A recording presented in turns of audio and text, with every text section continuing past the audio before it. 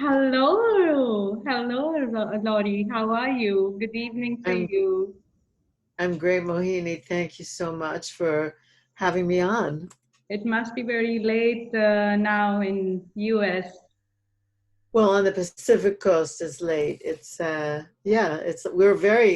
you're in India and I'm on like California time, even though I'm in Arizona. So we're very spread apart. We are very far apart. Yeah, Welcome, yeah. everybody, and welcome, Laurie. This is Mohini Srishti from Evolved Beings and Wonder Woman Festival. I'm very, very delighted to have today Laurie Handlers with us. For me, I am very inspired by her style of teaching, and for me, she is like the Western mother of Tantra. Her way and style, how it's like from logic. She comes in Tantra with the logical bent of mind. So that's what also really makes it very interesting, that it's not just the philosophy, it's not just the classic Tantra. Here are the tips. You can use it to your life and see the results. So, and she's also the best Amazon best international selling author for Sex and Happiness Coach. She has been teaching, I think, since 20 years or more. A little more, a little Yes, more than 20 years. Yeah.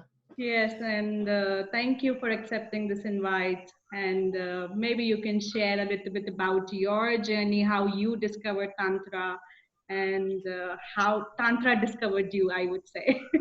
That's good. Well, I always when I was growing up, I guess a few times I had sexual encounters. I was like 18, 19, 20, something like that. And inside me, I felt like there was more than this. Like I felt like there was more than frictional insert. My partner, Michael, jokes, he calls it insert tab A and slot B, like this. And he makes fun, he laughs at that, but that was how silly it was when he told his son about sex. So I always knew it was more than that. I felt this deep feeling inside, like there's got to be more time and there has to be more connection and there's got to be something soulful about it. But nobody I knew or was ever with wanted to really go deep and talk about it. So I put it aside. In the 80s, saw an article in Yoga Journal about Margot Anand. And I said, I probably in my file cabinet over here probably still have that article. I saved things like that, very important, life-changing things. But in the 80s, there was no internet. So it didn't say, oh, you could call Margot Anand and find her here. You could write to her, nothing. So I waited 10 years, like 1996. And then someone called me and said, there's going to be a Tantra class. I lived in Washington, D.C. then, and they said, there's going to be a Tantra class nearby and you should go to it. And I was a mess then. I was leaving the corporate world. And I went, okay. And I went. And the very first day I was there and my heart cracked open and I was crying and we did some kind of a chaotic meditation that was like an Osho meditation, or it was an Osho and all of a sudden I went, this is it. This is what I've been looking for. This is what I waited for. And my life, I just went, this is my path. Also, when I was in corporate, I had to like shut down my feminine. So in this first day of a 3-day class, my my memory of really being a woman, my memory of being feminine, my memory of my own sexuality came back. And I said, okay, this is it. And that was really it. That was it for me. I mean, the first day, I just was like, this is it. And here I am. Wow, wonderful. I didn't know that you have been inspired by Margot Anand, and has she been your primarily teacher, or Well, many gurus and teachers that your life was inspired by? My life is very inspired by people, but she was not my primary teacher. I didn't really know still how to find her. So I studied Ipsalu Tantra. I was a student of Bodhi Avanasha, and I left her. She wrote a very famous book, Jewel in the Lotus, which is kind of like a tantric study guide. I left her though, I don't know, about 3, 4 years in, because we had differences. You know, every when the student is ready, the teacher appears, and then when the student's ready to go, the student's got to go. So I went, um, and I have a internet radio show now. They call it a podcast, and on my show, which is also called Sex and Happiness, I made it a point to interview everyone that I had ever heard of that was in the realms of Tantra. And I fell in love with all of them. And they all had an important gift for me, which they delivered right over a venue like this. You know, like they delivered it to me over audio and video. And I fell madly in love with all of them. And I settled my differences, like whatever if I felt differently about one thing and they felt something about something, it's just like the love was right there in the conversation. So I've been influenced by many people, and I think I've influenced many people. How would you say that it has evolved, from 80s to now, in 20 uh, the times? Do you feel that there has been a difference in the Yeah. transmission or the way of teaching, or the students have been different? How is this transition? Well, it's a very different world. When we didn't have an internet, and when we first had to talk about what we were doing, um, I mean, people were like, "You do what? You teach what? What kind of yoga?" I would say, I teach a kind of yoga. And they would say, like, what? You do the asa, sun salutation, and then you do down dog. And I would go, no, not that. I would say it uses sexual energy and it's breath, sound, and movement. And they would go like, what kind of sound? And I would say, oh, you breathe in like, ooh, ah, ooh, ah. And then they would go, it can't be that. I say, yeah, that's it. Like that's it. It's like breathe. You have to focus on your breath, and you have to focus on moving, and you have to focus on sound, so that you know that you're breathing. And people would be just like, I don't know, that sounds too weird. The only person they had ever heard of, the greater population had ever heard of was Sting. And Sting said that he made love to Trudy, his wife, for 10 hours. And people somehow heard that in the media and they went, I don't know, whatever Sting's doing, I'm interested in that. So that was it. It's changed because now many, thousands, maybe millions of people have heard of it, have heard of Tantra, and thousands of people practice it. And back in those days, you had to be looking for it. Looking. And how is Osho used to say something about like secrets being hidden and kept from the population's eye until they were ready to have it delivered. And now it's much more deliverable than, before that it was like these were secrets, esoteric secrets. correct? And how do you find a difference between the Eastern world and the Western world? How is it molded and packaged, and what is the impression of Tantra in the Western world when you see it? That's a great question. I don't know if I really know the answer. I mean, I know my own personal experiences. So, how to say this?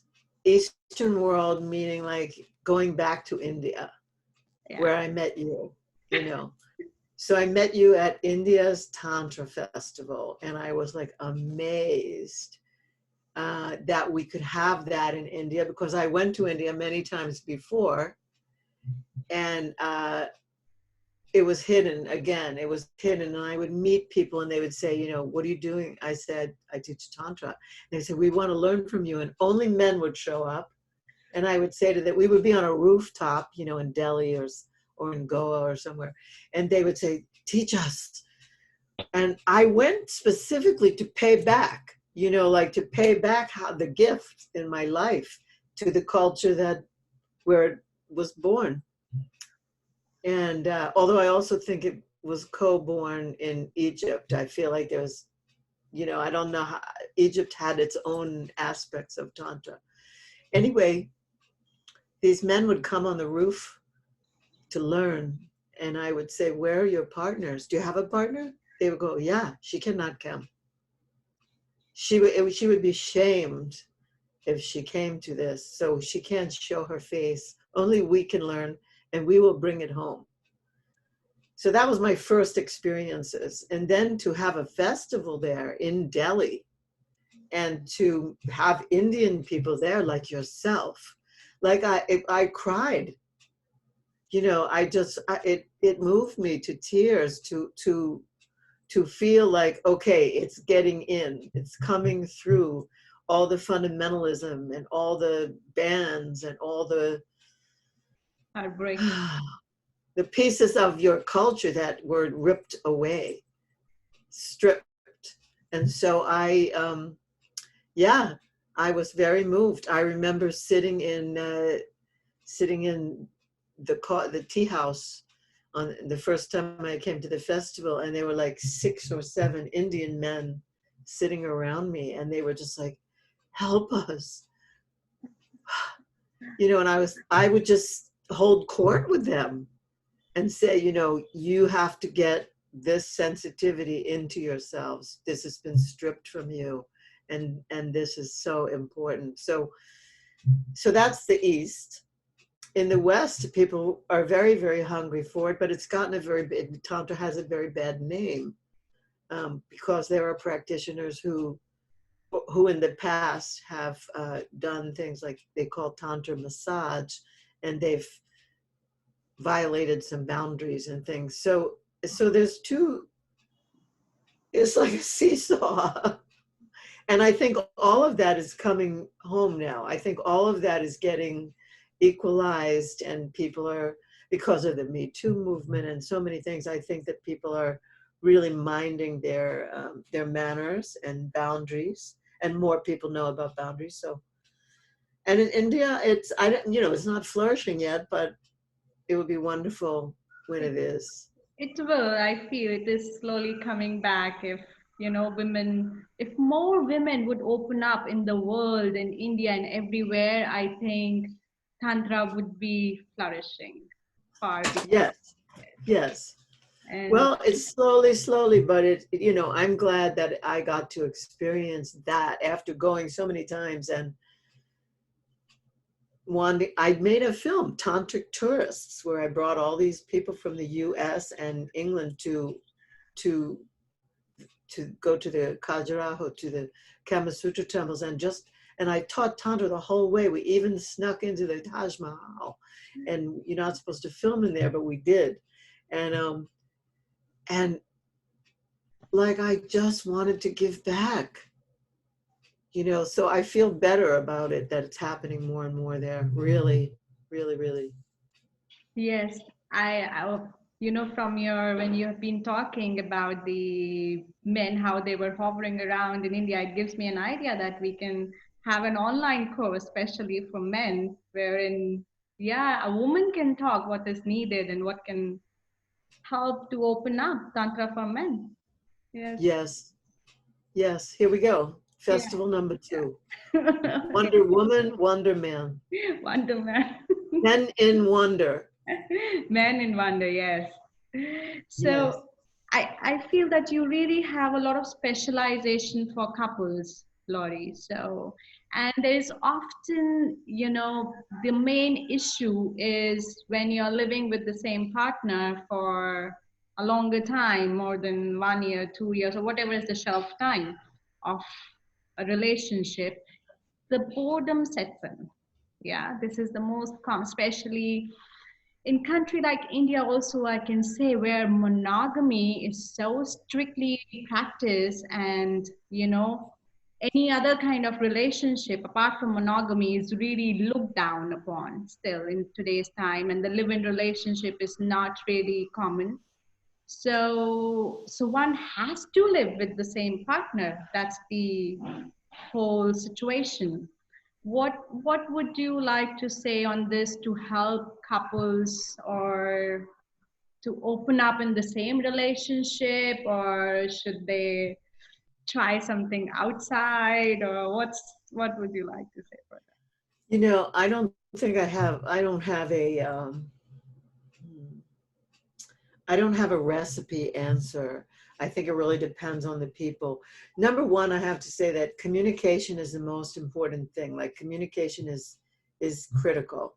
And to really have those hard conversations, to really one or the other partner has to have some hard conversations. Also, not only how long they've been together, but also after having a child. You just recently had a child. Yeah. And so, you know, this is my first time to actually speak to you since I saw that precious baby, you know, pictures of that baby. And I mean, so many things change. I mean, like just having a third entity in the house changes everything. So I have many, many tips, you know, that I'm actually going to share in the festival. But I would say that communication is definitely important. Um, I think that the truth that there's a saying, familiarity breeds contempt. I think that's true.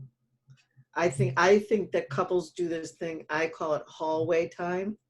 Like they see each other in the hall, but they don't really sit down and show interest to each other like they did when they first met and they were fascinated by each other. So how can you create fascination? How can you create mystique? How can you find new things and then do certain things? So, I mean, I will give one tip here that I think is really important. Um, I want to say that I found the love of my life at age 68. Wow. So, first of all, I don't want anyone to ever give up on love. That's number one. Two, he and I adamantly believe that you have to have separate space. So if you live in the same bedroom and you sleep in the same bedroom and you eat the same foods all the time, you're watering down your pheromones. If you eat the same foods, then the same chemicals are going in one body and the other body. So sometimes you shouldn't eat, you should eat, like you should eat different dinner or different breakfasts or different lunches, or have some days during the week where the same chemicals are not going into both bodies. And then if you have a room in the house or a couch in the house where you can actually, where one of you can sleep sometimes, it's really good to create that polarity of strangeness. My partner, Michael, my beloved, says, everybody needs a little strange. And that doesn't mean necessarily going outside the relationship, you know, like opening up, although that may mean that. But sometimes it means just like to breathe your own air when you sleep and get your own, you know, like resurrect your own pheromones, your own pool of pheromones. So you need, in order to get spice and heat, you need to have some separation. And, you know, other things like that. But that's like, it's really, it's critical. So it's interesting because we're doing this during the COVID virus, and he and I did not live together for more than 4 years, 4.5. And because of this virus, we decided we should start to cohabitate. And we have separate rooms, and we don't hang out together every single night. We do not sleep in the same bed every single night, and sometimes we do. And some mornings we do. Sometimes he sneaks into my room like we're going to be caught by our parents.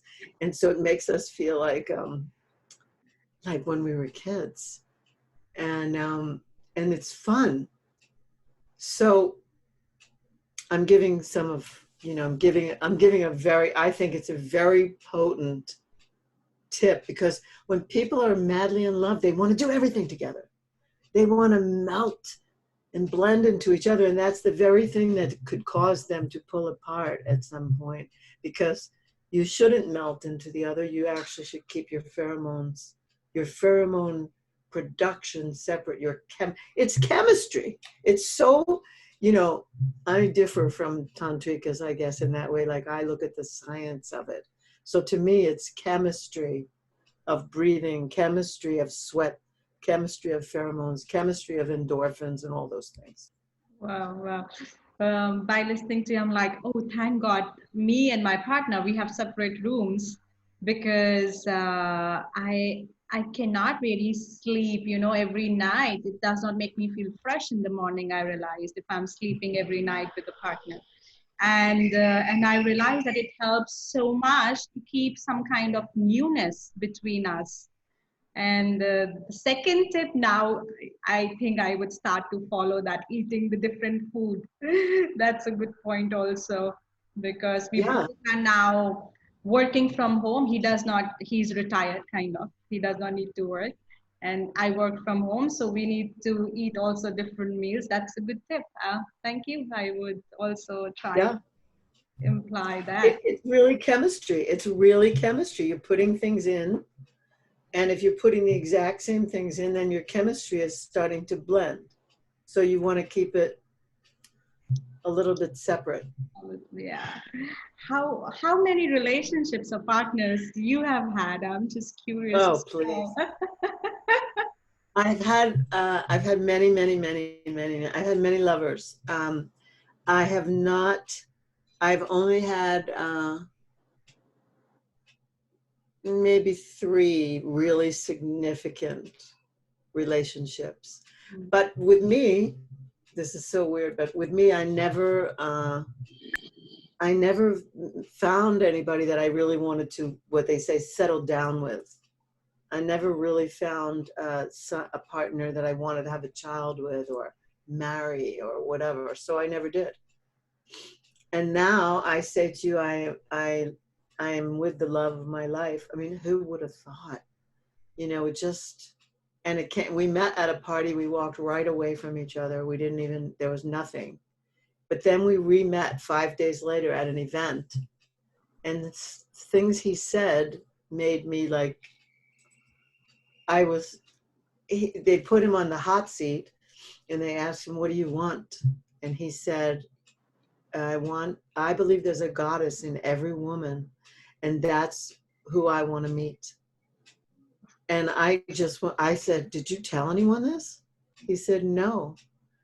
And then at the end of this gathering, I went up to him and I said, "We should go have a glass of wine." He said, "Why?" I said, "Because I am the goddess." And I said, "And what you said made me a little wet, like I was stirring, and he just went, "Yeah, let's go." Let's go have a drink. And that was 5 minutes into the conversation. He said, "Should we date?" I said, "Yeah, we should date." Wonderful. Yeah, Wonderful it story. was amazing. It was amazing. And so here we are. Wow. Here we are. Just only a few weeks ago, he started moving in to my house. And it's good. It's really good. We have to keep each other on our toes, like, don't take anything for granted. Don't. One of the things I'm working on is speaking with a tone. That's another thing. People, when they get familiar with each other, they speak like they spoke in their families or something. You get a little irritation and a tone. So now we just have a signal. We go tone, Yeah. and the tone goes away. Yeah. So you said you were not living together for 4.5 years, and Right. yeah, so it's not a live-in relationship, but now you just started, and it was Now we just couple of started. combination. That was the reason. Uh, we started working together and doing this course called Extraordinary Lovers together around November. we started going to presenting at festivals, and we planned a world tour, and and like, so we set out, I don't know, I think we presented at 4 festivals. We were a hit. I mean, right out of the box, we were a hit. And then we delivered the course 3, 4, 5 times, something like that, live. And our next trip was supposed to be to Miami and then Israel. We were going to leave from Miami and fly to Tel Aviv. And that was March. And that was the end of that. And so we just decided that for creation's sake, for what we're creating, we immediately took stuff online. Our first course had 22 people, and it had 7 countries. 7 countries represented. So it was shockingly good. But we decided, you know, financially, and also the kinds of planning we need to do and the kinds of communication we needed to be together more.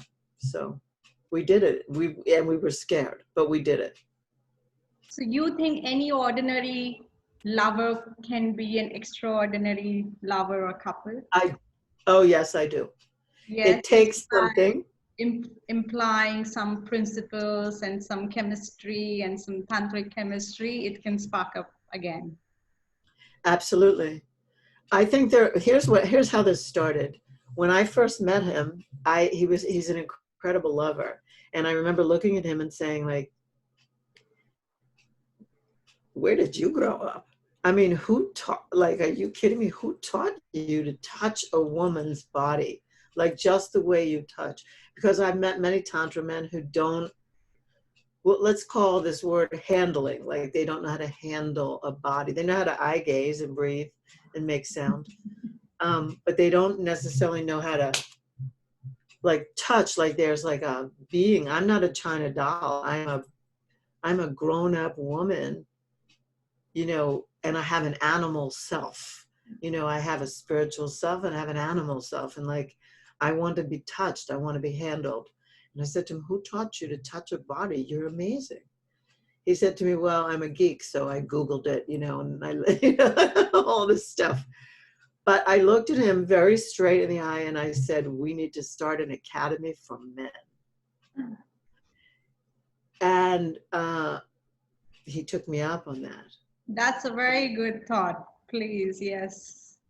And so he started something called Just Add Skill for Men, figuring that men have some skills. Like when I was growing up, you know, I realized I grew up in the West. So I'm, you know, if you grow up in the East, I think it's different, but I don't know. When I was growing up, I was taught that men know everything about sex, that men have to make the first move, and they're going to know how to kiss, and they're going to know how to touch, and they don't know anything. I mean, they don't even talk about it with each other. They never talk about it. Women talk all the time with each other about it. And then he touched me, and then he kissed me, and it was so hot. And it was so I said to him, I don't think men learn. I think the worst part is if they learn from porn, because porn is entertainment. It is not education.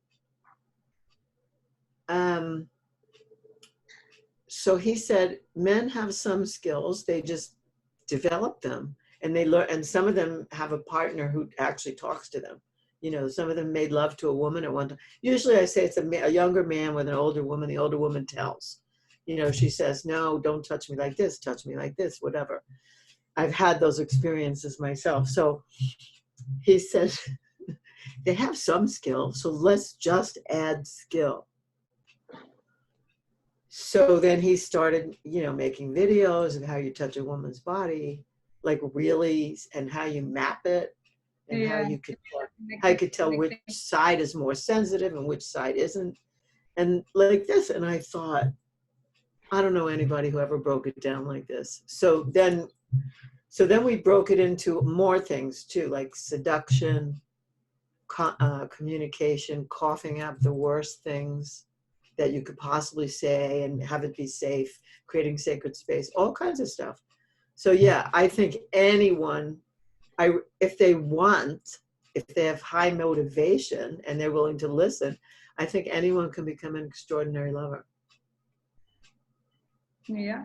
And by the way, when he was married and they got a divorce, on the last thing his wife said to him when he was leaving was, you know, and you're a terrible lover. Yeah. So why does this happen? I have seen like, um, yeah, sometimes it's also about the chemistry between two people. It's like this plus and minus just match perfect, but this didn't match with the other block.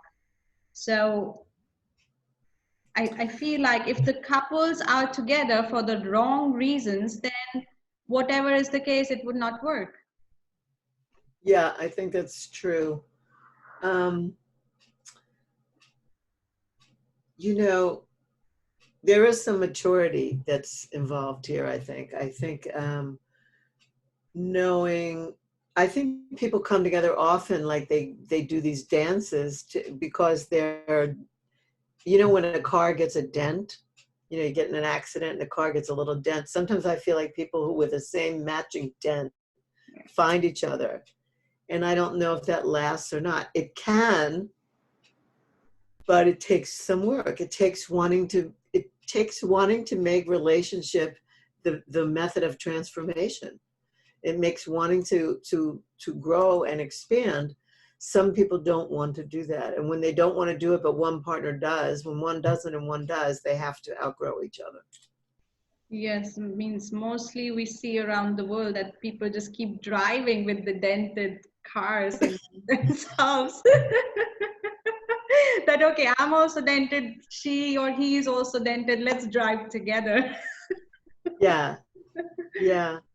I don't know. I mean, the divorce rates are so high in this world, and so many people choosing to now be open relating or polyamorous or this other thing, new relationship paradigm, which is like, I don't need, or relationship anarchy. I mean, I've heard of all these things. I've interviewed people about all these things.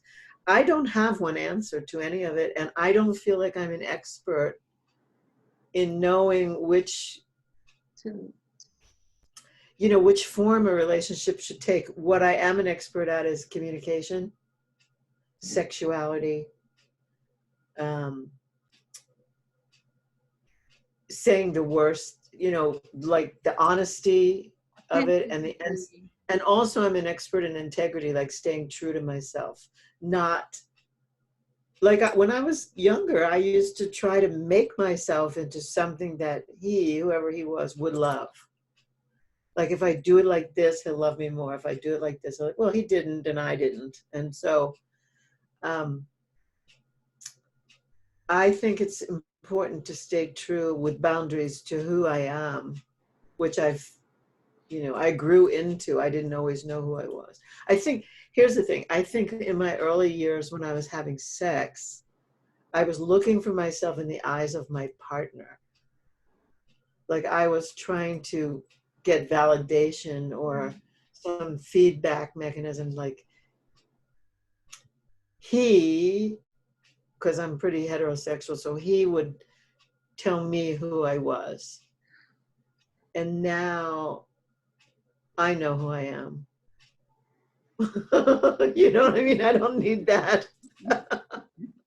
that's that's the most important discovery we are all looking for. Who am I? And that's Yeah, the I know most who I am. essential one to find, then finding probably a right partner. First, the right partner is within ourselves. And once that is discovered, I feel the harmony can happen in whatever relationship we choose to be or we are in.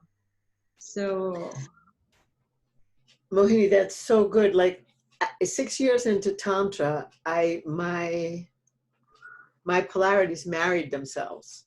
My masculine and my feminine got married inside. I didn't know that was going to happen.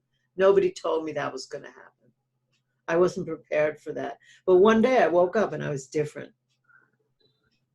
And that enabled this. When I could honor my own masculine and my own feminine, and they could be at peace inside. Yeah, it was a different game after that. It was different, you know, like it was a different dance. My dents weren't looking for somebody else's dents. Plus, I wasn't looking for a partner to make into my project. You know, this poor man, if he just, if I could, if he was win my love, I would, you know, he would flourish. No, I'm not, no one is my project. Yeah, if when you're saying this, and I'm realizing that if we are choosing the partner for the wrong reasons, to feel safe, to feel acknowledged and loved and appreciated, to feel secured, or to feel even safe that okay, the world would not say anything now because I'm with a male partner or female partner or whatever. So if we are looking for the for not the right reasons to be with somebody, it does not work. Whatever maybe you may like to do or bring in. First, that reason why you are with somebody needs to be right, needs to be set. Right. But then the challenge is to keep it spicy, to keep it hot, to Yeah. keep it all the things that we're talking about. Because, you know, if I'm just going after like a bad boy, that's pretty hot, but that has no sustainability. Mm. You know what I mean? Like that's, so there's in those dents, there's some heat. You know, there's like seeing people who like probably are improper for me, or so different from me and my upbringing or whatever. Like, you know, I've certainly had bouts of that. I've had lots of that. And that was great and super hot for a minute. But there's one other thing too, which I learned more recently. I think all the songs that we grow up with and all the movies inform us of the wrong stuff. Like they basically tell us to, you know, like those lyrics that say "I would die for you," or you. Uh, they tell us to give our nervous system over to another person, and we make them responsible for our nervous system. And these people don't know what to do with my nervous system. They don't have it. Like I shouldn't give my whole heart and all my nerve endings and everything away to someone, like so much power. And every movie I ever saw, romantic movie, every novel I ever read, and every song I ever sang when I was a kid was all, you know, my heart is broken because he left me, and I don't know if I can ever like see the sunshine again, or that is all bunk. I wouldn't give my nervous system to anybody. It belongs to me.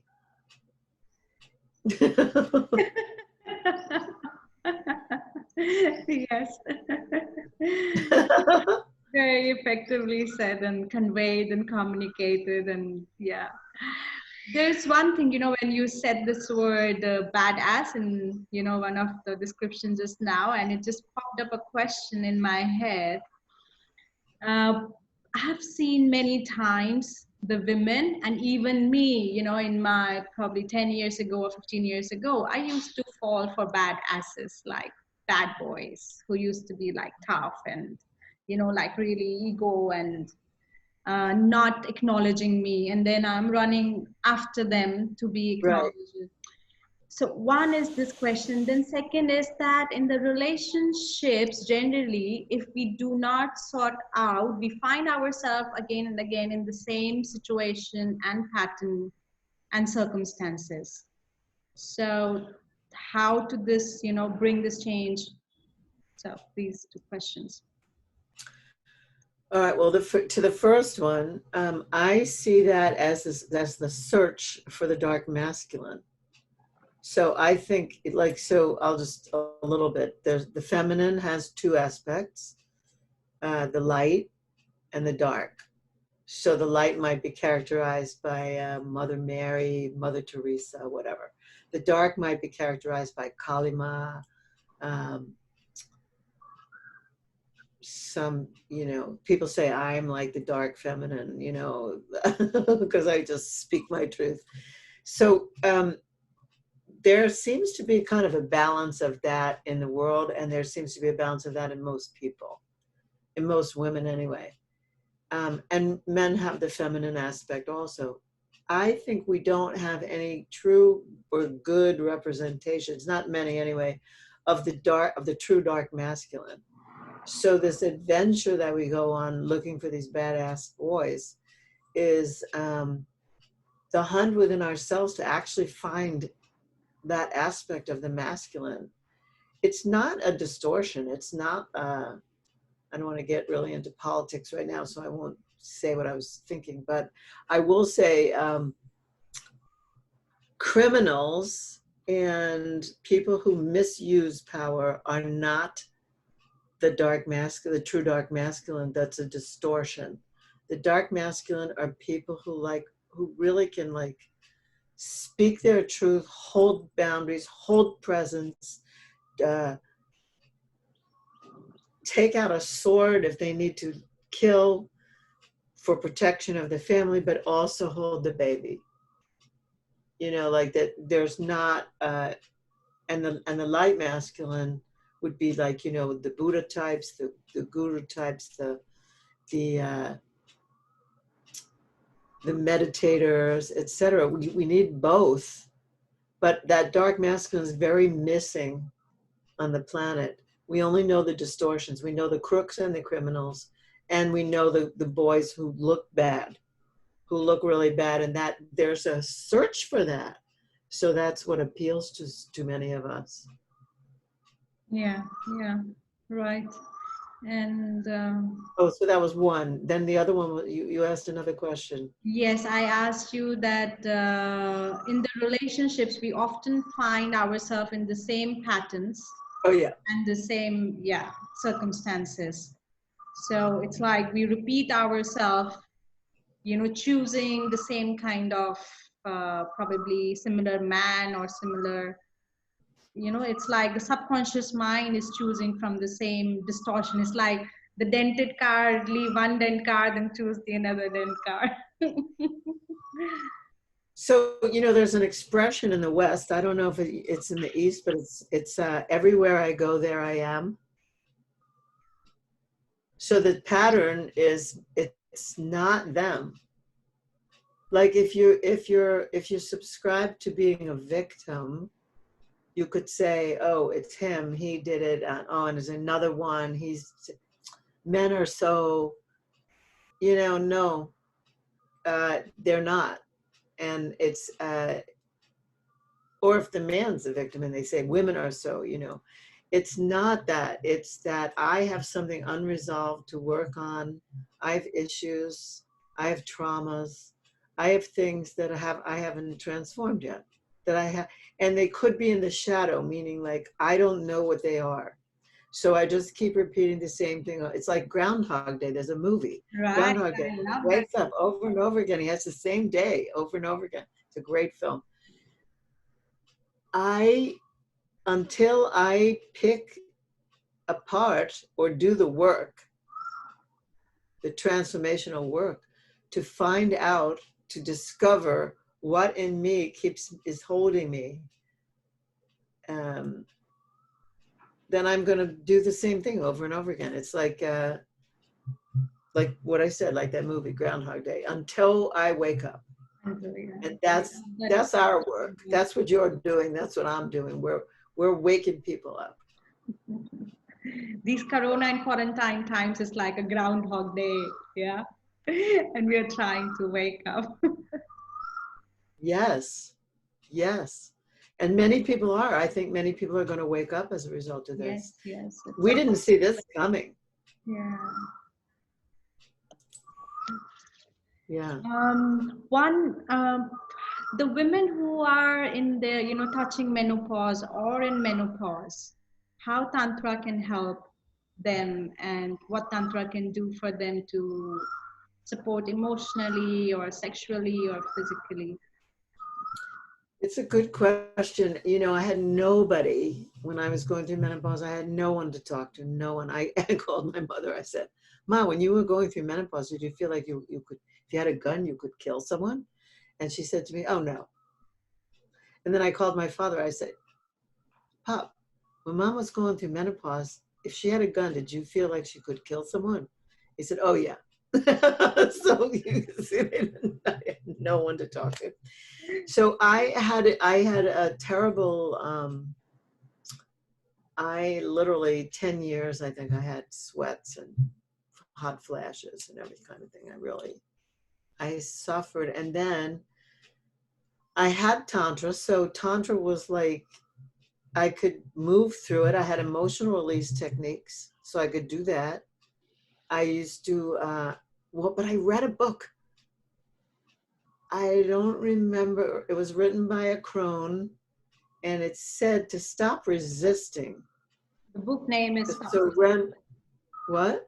The book name is Stop Resisting. What's No, I don't remember what it was. I don't even know if I have it here. You can see my library, and I don't think I have it anymore, but it basically said surrender.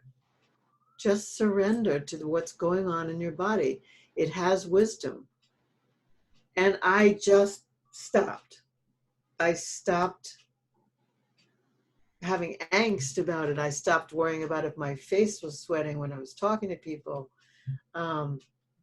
I stopped worrying about throwing the covers off and then putting the covers back on and all these things. I just stopped worrying about it and I surrendered. And all of a sudden it subsided. I think Tantra brings self-awareness on a body, mind, and spirit level. I think it brings cellular and molecular awareness. It definitely brings surrender. There's a lot. I mean, it's just, I don't think I could look, I feel like I'm a force to be reckoned with, and I'm older than most people that I know. And I don't think I could be this unless I had that. I don't think I could have gone through that. Yeah. And even mood swings and all that. I had emotional release. Tantra taught me emotional release. Tantra taught me to sit in stillness. Tantra taught me to, surrender. surrender? Lovely. Yeah. So Yeah. beautifully you expressed it, and I hope it would help women who might be in this situation and watching this video. And also, there is generally in women some kind of fear that they might get over their sexuality, they might lose their sexuality if they touch menopause. What would you like to say? Because Okay, so yeah, there are true facts that the hormonal quantities in our bodies shift. And for some women, it is very, very problematic. For me, it was not so problematic. I had sweats, so many sweats, but it didn't make me dry up. I'm like there's another expression, what you use, you don't lose. So I had sex and I was sexual with self-pleasure, my own self, and then I had partners. And so that didn't happen to me. My tissue didn't get all thin and stuff. So I went about 10 years just like that with nothing. And then I started hormone replacement therapy. So right now I'm on hormone replacement therapy, and I have to say it brought my sex drive back to like my 30s. Like it brought me definitely back full swing. Like I didn't have as much drive for those 10 post-menopausal years or what have you. But so if a person can take hormones, I think that's great. Some people are very anti them, and also some people can't take them because they've had some cancer history in their families. I don't have that. I was blessed that way, so I'm able to. I take very small doses, but like I have friends in their 70s who are bleeding. Like they're taking so much estrogen and so much progesterone and so much testosterone that they started having their menstrual cycle again. I that's not for me. I was like, no, I have a boundary. Mm. Um, but I think that I basically think that people should have sexuality for as long as they're alive.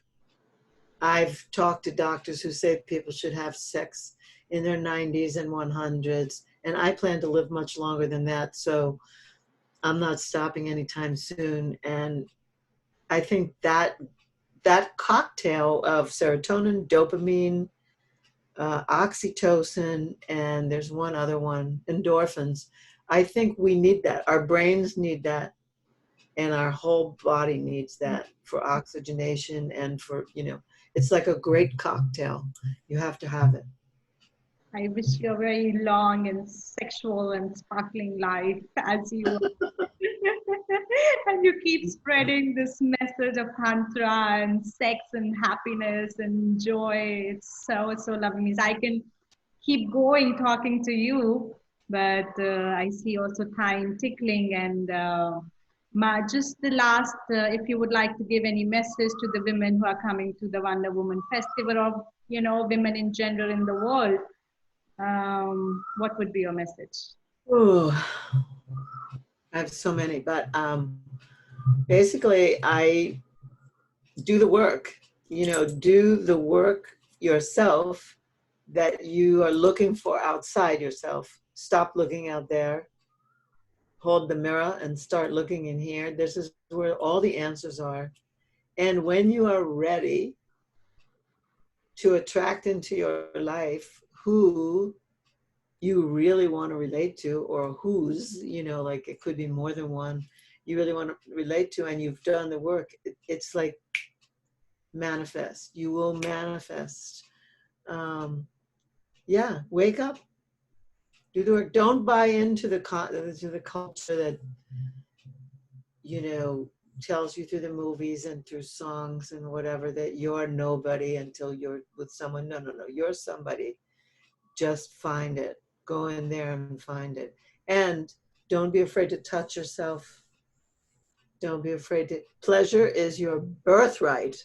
Yes, You are delicious, yes, and pleasure is your birthright. So go for it. yes, yes, yes. Thank you Thank you. so much, Laurie. We love you. I love you. And it's such a pleasure to have you with us. And thank you for accepting the invitation to be on Wonder Woman Festival Forum. And Thank you. yes, see you in the festival. And thank you, the lovely audience, for watching us. And women, please join us. And Laurie is going to speak on 5 tips how to spice up your bedroom beyond boredom. And don't miss I've already given, I already gave one big one. So, one big but that's all right. I'm going to talk about it some more, even more. more, There is and more and more. more and more, more and more. Yeah. Thank you, See you, Mohini. Thank you everybody. Good so night much. to you, Laurie. Thank you so much. A big hug. Thank you. Bye.